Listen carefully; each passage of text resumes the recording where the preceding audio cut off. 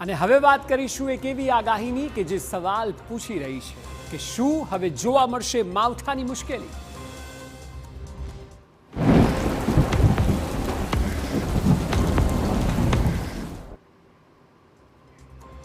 December મહિનામાં હાલ જોઈએ તેવી ઠંડી તો નથી પડી રહી, જો કે હવે માવઠાની આગાહીએ ચિંતા વધારી છે.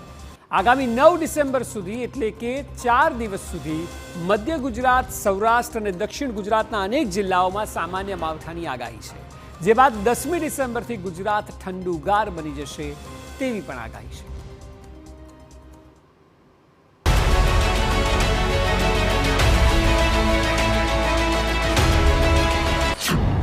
ભર શિયાળે માવઠાની આગાહી.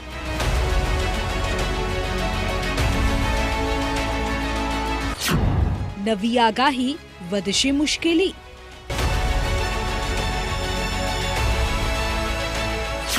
9 ડિસેમ્બર સુધી આકાશી આફત.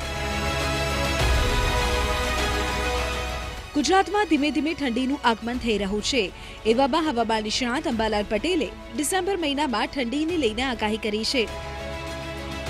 ડિસેમ્બરના પહેલા અઠવાડિયા સુધી ગુજરાતમાં શીતલહેરની કોઈ જ સંભાવના નથી. તેમ છતાં ગુજરાતના મહેસાણા, સાબરકાંઠા તેમજ અરવલ્લીના ભાગોમાં ન્યૂનતમ તાપમાન 12 ડિગ્રી સુધી રહેવાની શક્યતા છે. આ સાથે ગુજરાતમાં 8મી ડિસેમ્બરથી પારો 10 ડિગ્રીથી નીચે જવાની પણ શક્યતા છે. અંબાલાલ પટેલે કરેલી હવામાનની આગાહી મુજબ ઉત્તર ગુજરાત, પંચમહાલ અને કચ્છમાં પારો ગગડે તેવી શક્યતા છે. પશ્ચિમ સૌરાષ્ટ્રના ભાગોમાં પણ 18 ડિગ્રી સેલ્સિયસ જેવું ન્યૂનતમ તાપમાન રહેવાની શક્યતા રહેશે. વલસાડના ભાગોમાં પણ ઠંડીની અસર રહેશે. સુરતના ભાગોમાં પણ ઠંડીની અસર રહેશે. એટલે 8 તારીખ બાદ લગભગ ઠંડીની અસર રાજ્યના ઘણા ભાગમાં રહેવાની શક્યતા રહેશે. અને આ દશામાં આ જે ઠંડી જે છે એ આખરી ઠંડી 15 તારીખથી 22 તારીખમાં એક પશ્ચિમી રીતો આવતા ત્યારબાદ આખરી ઠંડી પડવાની શક્યતા રહેશે. 23 ડિસેમ્બર બાદ કેવી 27 ડિસેમ્બરમાં ગાત્રોથી જોરથી ઠંડી પડવાની શક્યતા રહેશે.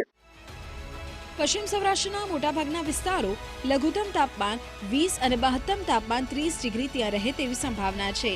ગુજરાતના ભાગોમાં ડિસેમ્બરની શરૂઆતમાં ઠંડા પવનો ફૂંકાશે, જેના કારણે 22 ડિસેમ્બરથી હાડ થીજવતી ઠંડી પડવાની શક્યતા છે.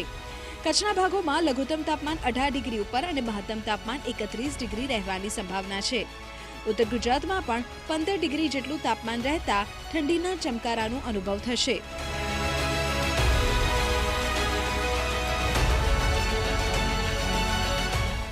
અંબાલાલ પટેલે આગાહી કરતા કહ્યું છે કે ઉત્તર અને દક્ષિણ ગુજરાતમાં માવઠું પડવાની પણ આગાહી છે.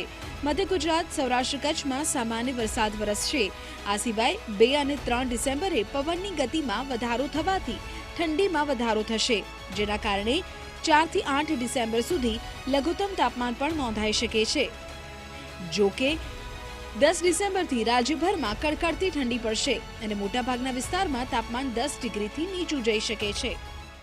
તારીખ 14-15 થી 20 કે 22 વચ્ચે એક લો પ્રેશર બની શકે અને અરબ સાગરમાં પણ એક સાયક્લોનિક સર્ક્યુલેશન 16 થી 20 તારીખમાં રહી શકે. અને આ સિસ્ટમના કારણે પુનઃ તારીખ 16 થી 22માં વાદળો આવી શકે અને કદાચ દક્ષિણ ગુજરાતમાં છાંટાછૂટે થઈ શકવાની શક્યતા રહેશે. આગાહીકાર પરેશ ગોસ્વામીનું પણ અનુમાન છે કે આગામી દિવસોમાં રાજ્યમાં અનેક જિલ્લાઓમાં માવઠું થઈ શકે છે. જોકે રાહત એ છે કે માવઠાની તીવ્રતા ઓછી હશે.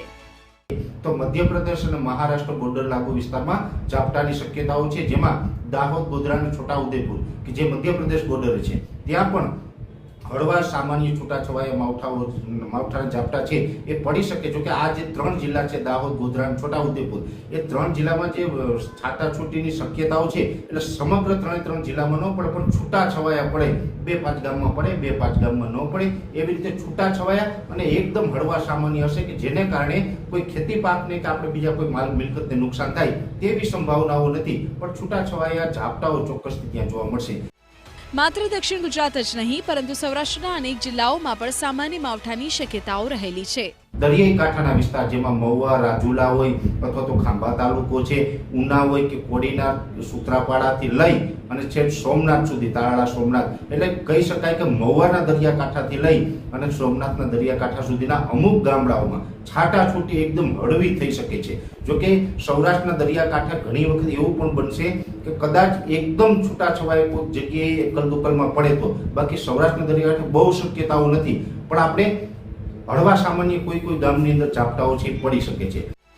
આમ આખરી ઠંડી પહેલા રાજ્યમાં માવઠાનો સિલસિલો જોવા મળી શકે છે, જે બાદ 10મી ડિસેમ્બરથી ઠંડીનો ચમકારો જોવા મળી શકે છે. Bureau report.